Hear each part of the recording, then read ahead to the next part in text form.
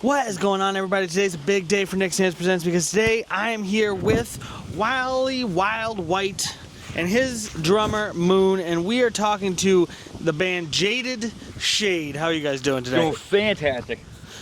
And so you guys are obviously, and why don't you give me like a 30 to 2-minute breakdown of like who you guys are, what you guys do, where you're from, etc., etc. Kind of like the origin stories. Cricket, you take it. You start off. Hold the mic up to him so he can. We're from Ware.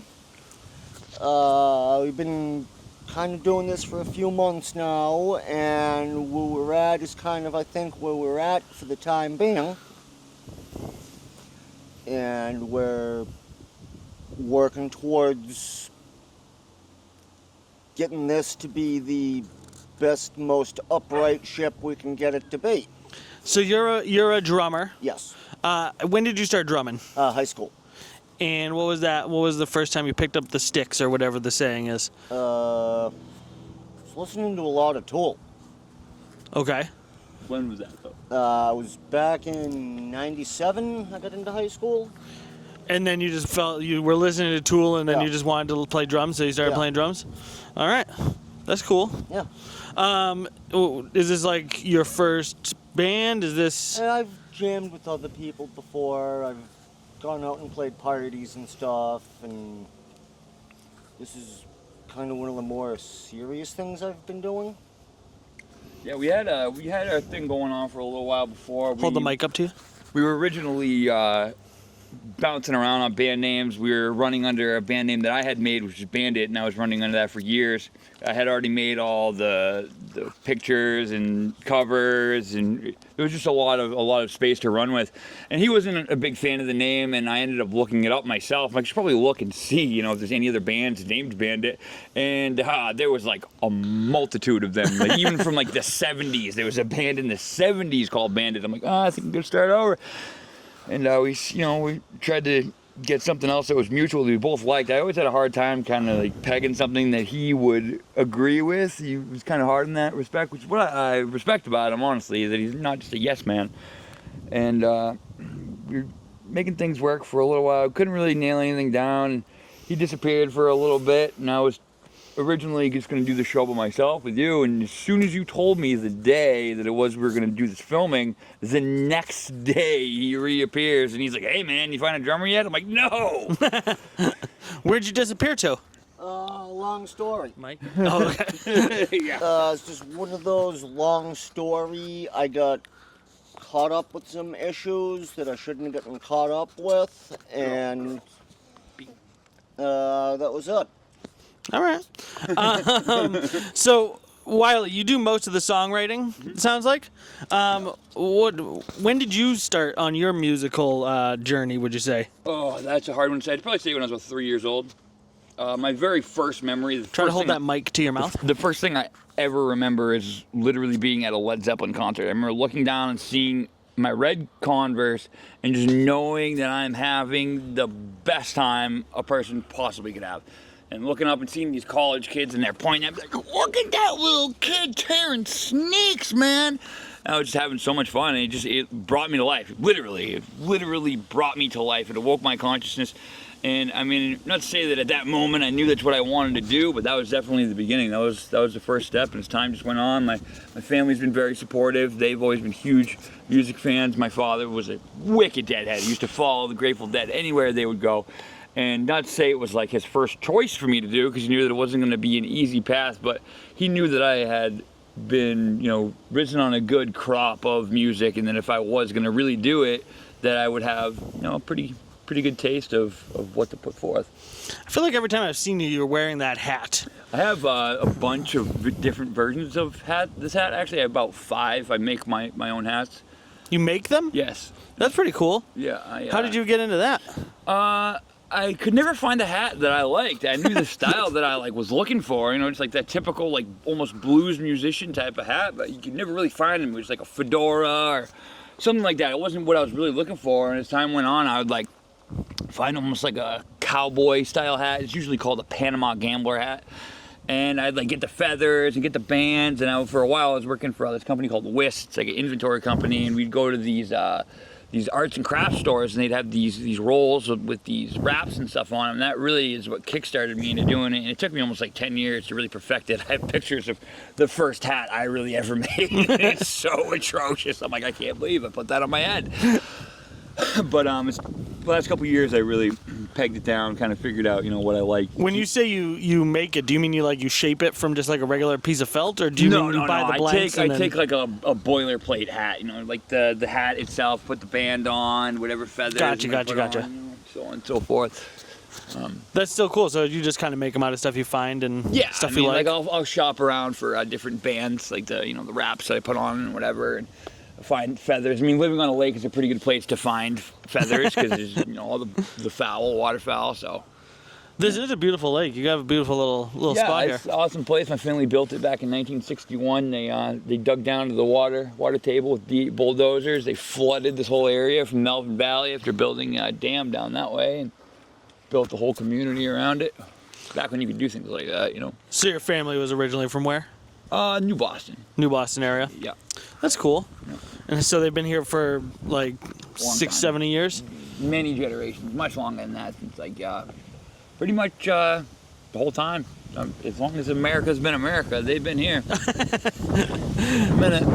What did way back then? What did your great grandfather? What did he do? He was the best word I could say is he was an entrepreneur. He ran many businesses. He owned his own businesses. He had a drilling and blasting company originally. Then he had a garage where he did mechanic work and sold gasoline.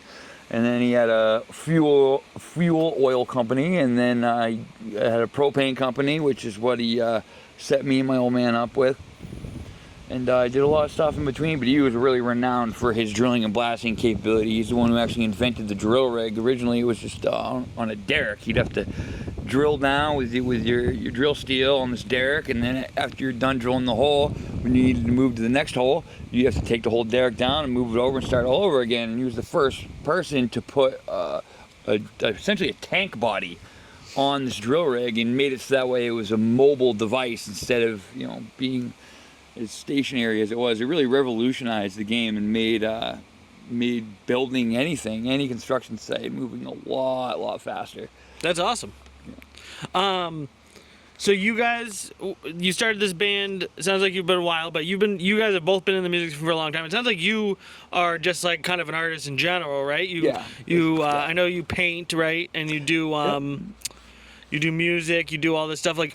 I do driftwood. I mean, that's not really art, but it is in a way. I pull them out, I exhume them, clean them, break them down, get all the rot off them, and turn them from diamonds in the rough to driftwood from the rough. And how driftwood from the rough? And have you always been that way? Is this something you cultivated? Is it just driftwood? No, I mean just like in general, as an artist, would you always have considered yourself an artist? I've been creative in a way, but it's been difficult finding my my mediums. But I just always love creating things. I love taking something that's just from nothing and turning it into something. I notice you have a lot of sticks around here that are carved and that are sort of made and shellacked. Well, that's more my my martial arts side of me. I used to do kendo and kung fu, ninjutsu, tai chi. I really was into like the stick fighting, sword fighting, which is what kendo is. But that's usually what the base is for those. I see good rods that would make a really good staff, and I'll take them down, clean them up, give me a good piece. No one will stick fight me yet, but one day, if you are watching this and you want to stick fight Wiley, you let me know and I will set that up. We will make a video out of it. It's gonna be sick. Fact. I hope you have insurance. So where do you get your kind of inspiration for your music from? Gleaning And places. how would you describe your style of music? Like, what would you describe yourself? What would you describe our style of music as, Cricket? I don't really know. That's a good question. It is. It was a hard one to answer. I would say it's almost like experimental rock, like psychedelic metal. It's out there. It's some very interesting concept. I mean, we try to do everything in like a single take. We don't really try to do anything artificial. We try to just do it as it is, the way we sound, because I feel like there's not enough of that or any of that really anymore. The Grateful Dead were renowned for that. They weren't really popular, famous from their studio records. It was all their live stuff. that they really were known for. They're known for being a really good live band. And I've seen so many concerts. My father was more than sharing, more than just amazing with bringing me to shows as I was growing up. I've seen so many just classic bands, so many extremely famous, just renowned bands. Growing up as a little kid, like, people would pay so much money, adults pay so much money to go to these shows because they knew they probably would never get a chance to get again. And as a little kid, I was getting this opportunity all the time. So it really gave me a good concept as to what good music was, what it sounded like, you know, what expectations were, what people could do.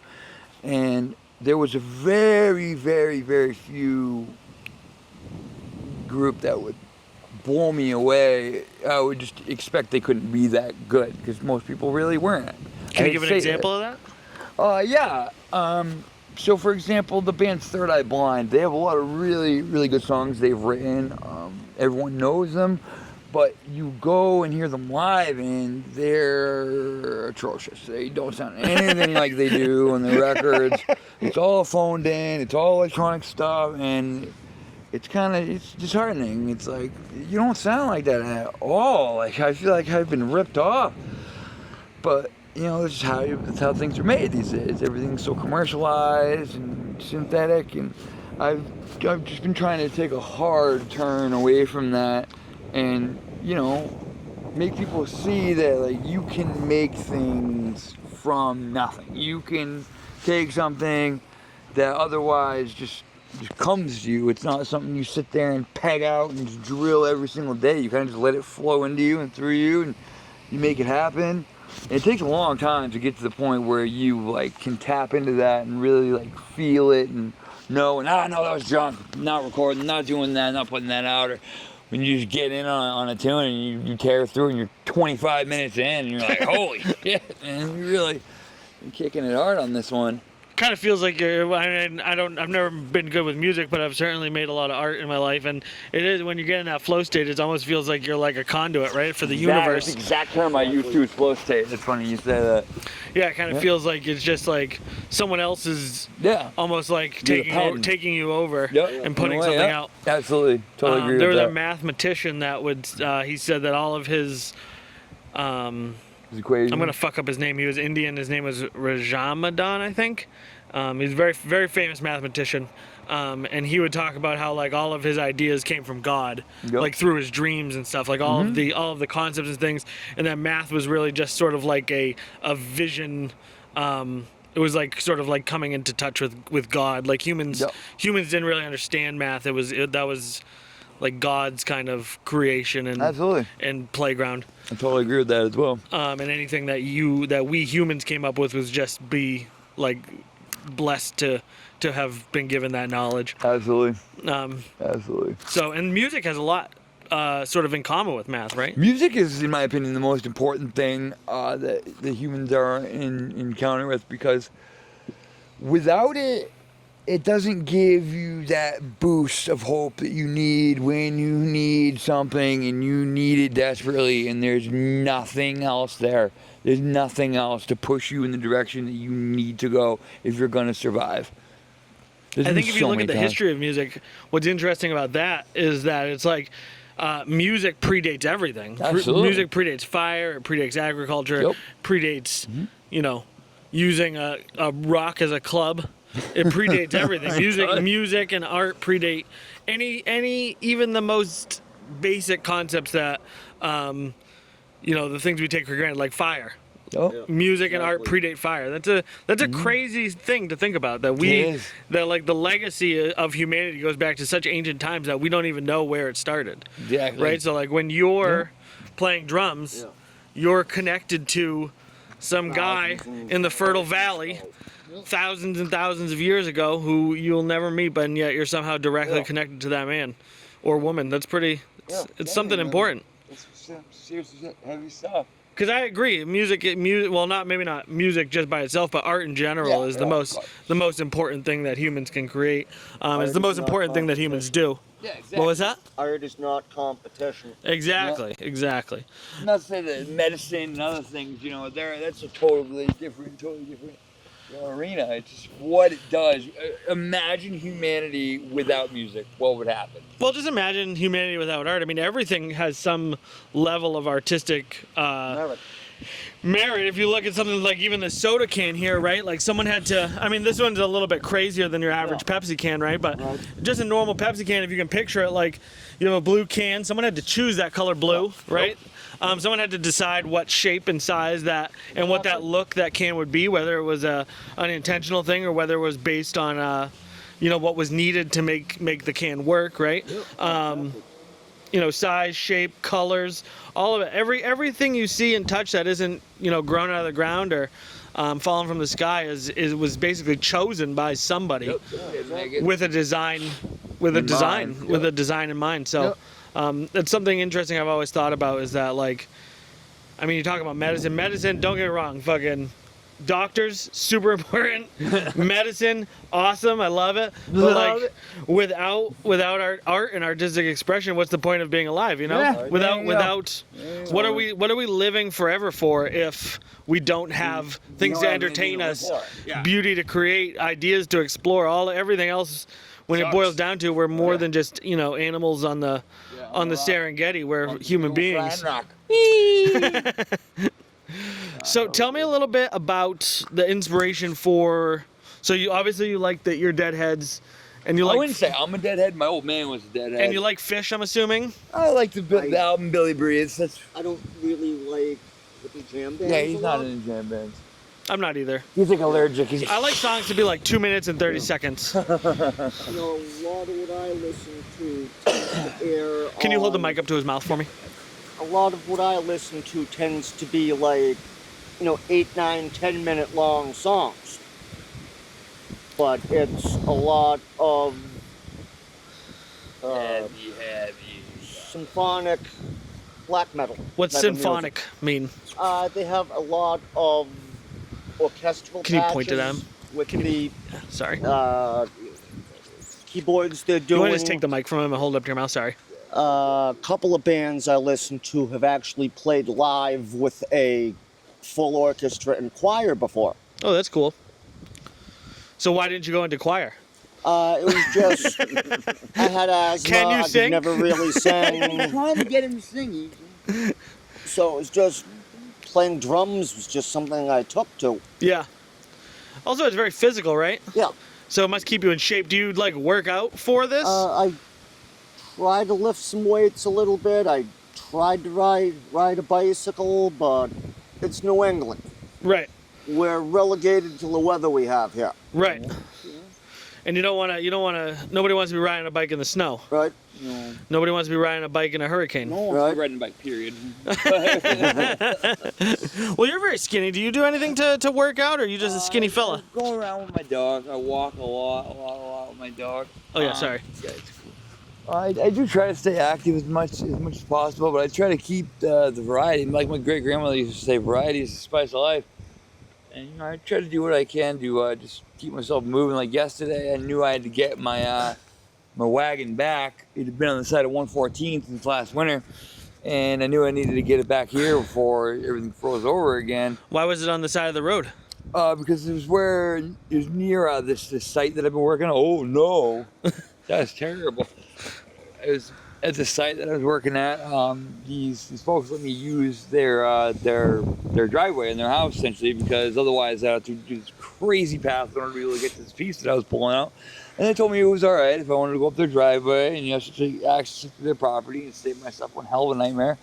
And it had been there since last winter, and I needed to get it back here. And I figured, well, what's the point of like having someone come pick up the wagon and just drive back? It's gonna be my shot to bring back my newest load of wood. So I went down there, I exhumed a huge piece of wood, loaded it up on the wagon, dragged it back here. It was a ton of work, but I did it, I got it back.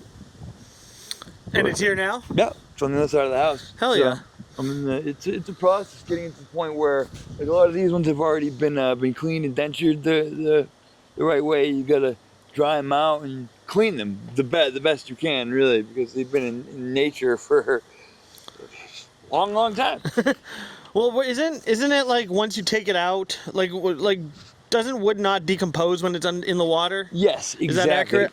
Exactly. You do need to get rid of the parts that have decomposed already on their own. You kind of just scrub those off, and you are left with the piece of wood that have almost, in a way, been petrified. Yeah. And then But- what do you do with it? It depends really on what the person is. I try to just leave it in like a mutual state that I could do anything with. Most of the people who buy my driftwood, it's usually for aquariums or terrariums, but I've had a glean of different uses of it. That's why I try to not assume to know what it is that people are going to use it for. How much does a sick piece of drift go for? Do you call it drift for short? Sometimes. As like kind of like a industry term? Yeah, when I'm like talking to my friends or whatever, people that know that I sell drift a lot, I will. But other than that, I try to use, you know, DW? Do you ever call it DW? I've made a pretty decent amount selling pieces. The most I've ever made was $800 in a single sale. Holy shit. Yeah, dude was building a little swim area for him and his family. He just wanted some natural wood to put around this little like homemade pool he made. It was pretty cool actually. It was like a little island in the middle and whatever. And he was trying to fill the void with like stumps and like random crap he's finding in the woods and just wasn't cutting. His wife was like, "Yeah, no, I'm not getting in that thing." So he called me up. I had my Facebook posted like world's largest selection of driftwood. I mean, probably, I don't know if it's true or not. It might be in a way. I kind of am going ham on selling driftwood. I got tons of pieces. Selling the D-dubs. Selling the dibby dubs up here, man. People definitely think I mean something different when I'm in Manchester. We've been in a couple fights, but it's all right. Yeah, they expect you to show up with drugs and you have driftwood. Like, get the fuck out They're of like, here. that's not what I meant when I said drift. I'm trying to drift in and out of consciousness. Yeah, that's how it goes. That's pretty. I mean, that's cool. Is that what you do for like a living? It sounds like you build things. It sounds like you sell. I'm like my great grandfather. I'm like an entrepreneur. I do, you know, whatever I can get my hands on. I try to, you know, make money the best ways that I can. This side of the law, this side of morality. But I've been trying to make a hard push towards starting to play out live. And even if I'm making, you know, $200 a week, playing a couple gigs, I'd be ecstatic with that. Something to just keep my wheels turning. Yeah, I've been making as much as I can. It's not a very solid income. You don't really know when you're gonna get your next client, you know. So that's the difficult part. But Do you still do propane at all? no, we sold our business almost a decade, probably more than a decade ago. I think. Too many bad things happened. Try to hold the mic up to your mouth. Sorry. So many bad things that happened with other people and the way they're handling propane, new laws they had made. It literally screwed me because I had just turned 21. I'd been waiting to turn 21. And I finally turned 21 to the point where I would actually be able to really dive in with the company. And something happened, nothing to do with that. All right. Try not to hit any buttons this time. Here, we'll just get started. Okay. Let's see here. Ugh. So how did you meet Wiley? A couple of mutual friends we all had. Cool. What was that first meeting like? Do you remember? I don't. It was just so long ago that it. This was a terrible line of questioning on my part. It was just so long ago that it. Oh, so you guys have been friends for a long time? Yeah. How long do you know? About 10 years or so. Okay. How old are you? 42. 42. Oh, wow. You look good for a Yeah, 42-year-old man. I'm 37. I look like I'm 58. Right. I'm aged like It's not milk the in a hot years, car. it's the miles. Exactly. I've put a lot of miles on this fat little body of mine. Right. I hear that. So you were always, so even though you maybe didn't play in a lot of bands and stuff, you were always into music. Did you go to a lot of? For sure, New yeah. Hampshire had a great music scene at one time, and it Yeah. still has a pretty good one. Was that sort of like, were you always involved in that? Not really. I've always been kind of a music fan in general, but when I was like 18, it was a lot of music like Pantera and Slayer Yeah. that all of my friends were getting into. Right. And I think to a certain degree, some of it was, I was always looking for that louder, faster, heavier Mm-hmm. type of mentality. So I had to go to Europe to find some of it, which kind of opened me up to several other varieties, and it kind of just blew my doors off. Yep. So the name moon cricket, can we go into that a little bit? Yeah, sure. What does that mean? Where's that from? How did you pick up the name moon cricket? I got stuck with it when I was in 5th grade in the school bus. I forget how it happened, but it just got brought from the kid that started it to a couple of his friends, and then to a couple of their friends, and it just kind of extrapolated from there. Fun fact: when I was a baby, my family used to call me a cricket. Yeah. And my brother actually used to make me cry all the time because he would tell me that my family had found me at Mac's Apple under a tree, and that I was a cricket, and they brought me home. Yeah. And that I had transformed into a human baby at some point. I used to get tattoos near Mac's Apples. Oh, really? Yeah. Creepy Creations? Yep. Yeah, my buddy Jake, that's actually where my friend Jake Tong, who used to work there, Yeah. he gave me almost all of my tattoos except for one by Tyler. So that's cool. Yeah. For sure, Who was your guy over there? Bob did a couple of them. His apprentice Lars had done Whatever some happened work to that on place, me. do you know? I don't know. Because now it's like a gun store. I think it's another tattoo shop. Is there a tattoo shop there now? I think so, yeah. I just haven't been out that way in There's like many, a gun many shop years. there, and then for a while it was the Thin Blue Line driving school. I don't know if that still is. Oh, I have no idea. I'm not out in Londonderry as Often as you should often as be. I maybe should be. With everything going on right now, right? I mean, things are hard for everybody. Do you feel like working on music is your goal to? Actually, you know what? Fuck that question. That's a stupid question. Forget that one. Okay. It sounds like you're way into metal. Yeah. Sounds like you're into a lot of the heavier stuff. Yep. What's it like transitioning your drum style to kind of meet what Wiley's doing over here? I first have to remind myself to slow down and sometimes stop. Not everything needs to be a billion miles an hour all at once. That's true. You said you talk very measured. You talk in a very measured way. Do you have like an internal rhythm that's slow that just kind of drumming like a metal man just to a point just gets you out of your zone? It's like an outlet. What else do you like to do? I like certain artists, like Hokusai. Mm-hmm. He's an old 1700s or 1800s Japanese woodblock painter. That's cool. Did he do the Great Wave? Yes. Okay. So you're into him? Yeah, he actually, Great Wave was part of 36 I know this. independent- I know what you're about to say. It's 36 views of Mount Fuji as a collective. Yeah. Isn't that funny that Right. and then the only one that really got famous was Great Wave? Yeah. And it doesn't even have anything to do with nobody even notices Mount Fuji in the background. Right. A guy that actually did one of my tattoos has done Great Wave on somebody. How did you get into him as an artist? What's his name? Hokusai. Hokusai. How did you get into Hokusai? Gentleman that had done one of my tattoos had kind of put me on to him. And what was that? So and then you just kind of kept digging? Yeah. And then what was that? So what's your favorite block by him?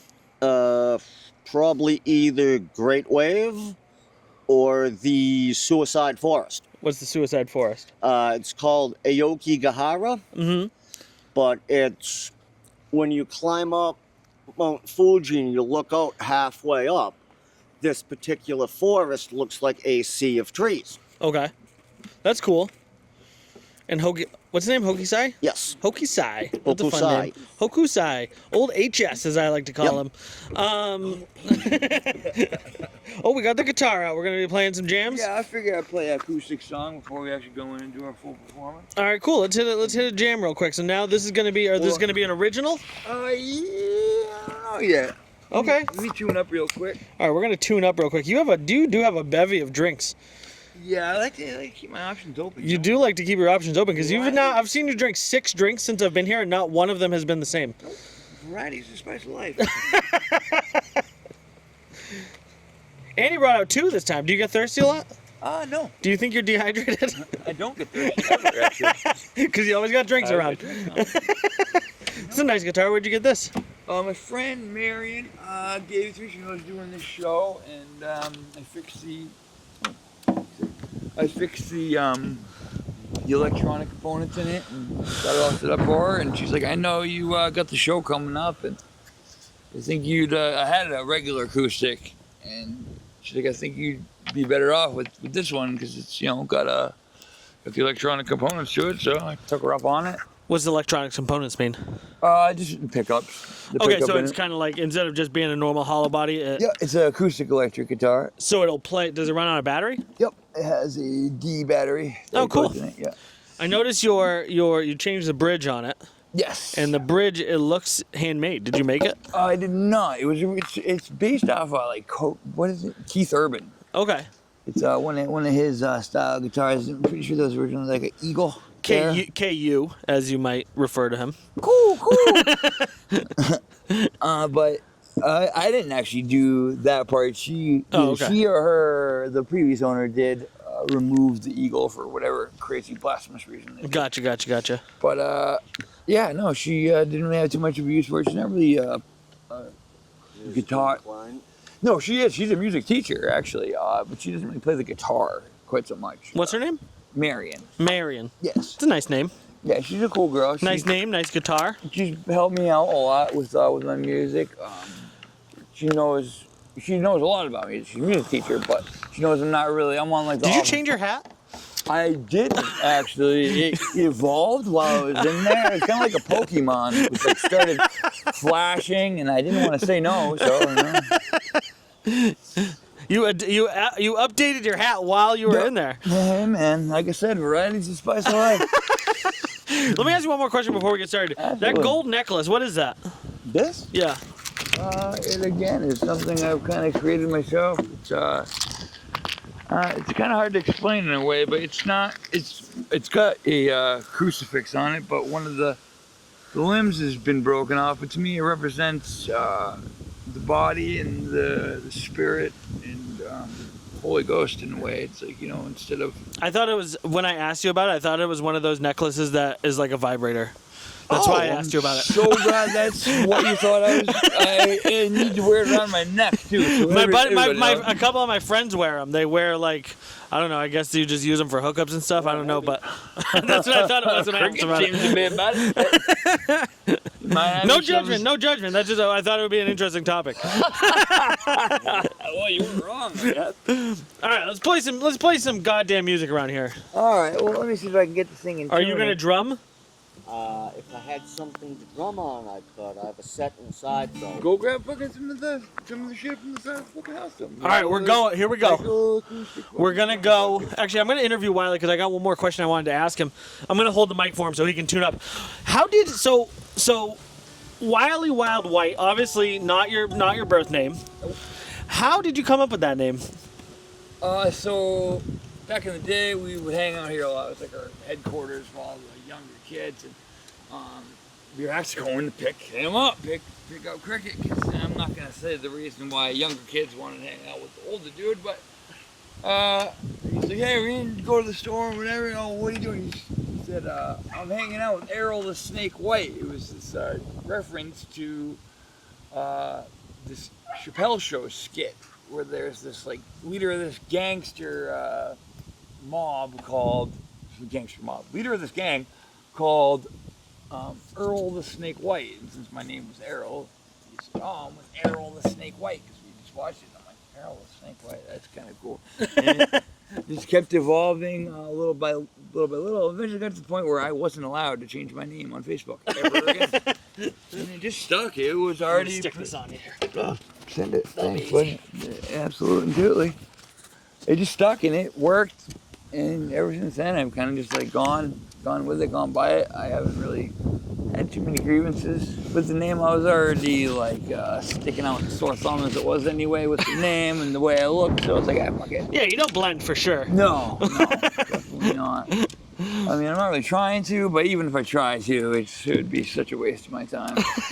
Never blend in if you can help it. I always try to stand out, you know? Yeah, unless like people are shooting at you or something. But Yeah, even then. Yeah, even then, man. You know, I screw feel like them. if someone's shooting at you, if you can become their friend, they won't kill you. Yeah, that's You know what I a pretty mean? good point. I mean, I'd usually probably just try to not be friends with them, but I don't think you have a choice anymore. Yeah, you can fake it. Fake it till you make it. Fake it. You know? If that's what it takes to survive. Exactly, and then you'll come back and be like, bet you wish Wait, you don't had blow your nose in friends." that, do you? That's what. Wait, do you? What? Blow your nose in that? No, no. Oh, okay. I was like, man, maybe I shouldn't have grabbed his Oh God! Maybe I shouldn't What have grabbed his done? hanky. No. All right, now Moon Baby is inside. He's hanging out inside, getting ready for our post-show production we're going to be working on. But Wiley is nice enough. He's going to play us a little jam. This is going to be the first time that Jaded, I mean, I guess it's not Jaded Shade, but Yeah, it's just Wiley Wild White. Wiley Wild White. I guess so it won't even be the first time. So Wiley Wild White is just going to play us a song then. So let's hit it.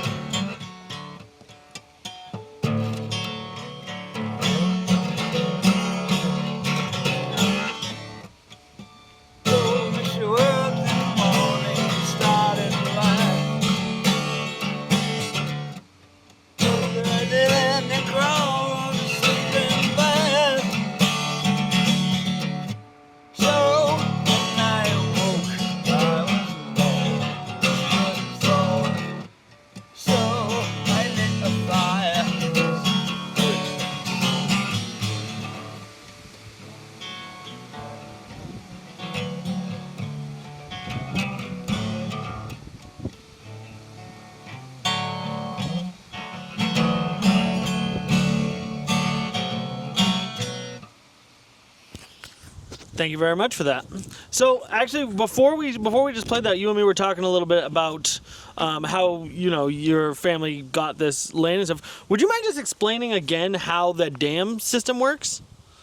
So you guys, here, take this. Sorry, I'm surprising him with this because I said we're gonna do it later, but we're gonna do it now, just because I still have questions that I want to ask. I think it's interesting. So your grandfather built this lake using a dam. No, using a bulldozer. Using a bulldozer, he built the lake and then he filled it with a dam. Oh no, so the dam. No, you filled the lake with water. But no, he built the dam down at the end of the lake, and he dug down to the water table. And I'm pretty sure at that point in time there was a large amount of beaver dams further up Melvin Valley, which he blasted out and flooded this whole area. That's crazy. Yeah, back when you could do shit like that, you know? And you try to do something like that nowadays. Fuck those beavers. Yeah, fact. You get your ass locked up, you try to do something like that now. Yeah. That's awesome. Yeah. Well, thank you for playing your song. We're gonna go cool. we got a little something else happening here in a minute. And so, but you were telling me you're actually in charge of when the dam is full. It's your job to go up there and make it so that it doesn't flood. I'm gonna make sure that I'm gonna say me personally am in charge. I'm not trying to No, I didn't stealing mean one's that, thunder, sorry. but no, it's okay. But I'd say my old man is the top dog. But I'm his runner guy. Anytime Your he family comes is in down- charge. The family takes care of it. My old man makes the final call, but he needs something pulled out. He sends me down there, and I'll rip it right out. That's awesome though. That's interesting because I don't know. I guess I just never would have assumed that a dam would be run by By people anymore? just an individual not necessarily by people, but it's I would very have strange. I would It's assumed it was like a definitely government thing. Yeah, most Not people just like a would. normal person thing. I mean, people would assume now it's like done by like AI or something. Yeah, exactly. That's crazy. But yeah, no. Oop. Oh, I pressed the button. Sorry. God damn it! If you press that button again, Wiley.